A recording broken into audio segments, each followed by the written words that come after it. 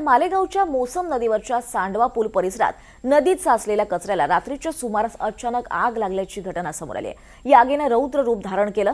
स्थानिक व्यावसायिक आणि नागरिकांनी अक्षरशः बादली आणि हंड्यानं पाणी वाहून आग विझवण्याचा प्रयत्न केलाय।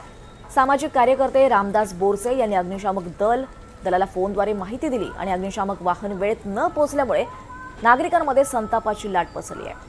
दरम्यान नदीत झालेलं प्रदूषण प्लास्टिक कचरा नाहीसा करण्यासाठी आग लावली जात असल्याचा आरोप नागरिकांनी केला आहे। भीषण अशी आग लागली आहे।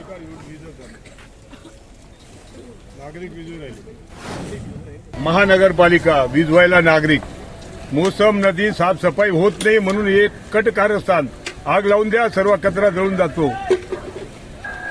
अनेक दिवसापासून प्लास्टिक बंदी आहे, त्याच्यावर अंमलबजावणी नाही करत म्हणून एकमेव कार्यक्रम आग लावून देणे आणि तमाशा पाहणे आणि नागरिकांनी विझवणे हा महानगरपालिकेचा एक कलमी कार्यक्रम चालू आहे। हा लक्षात दे, हे प्रदूषण नाही का, हा धूर, हे सर्व हे काय चालू आहे? हा दिखावा आहे का देखावा आहे? कशाला दिखावा करता आणि कशाला दिखावा करता?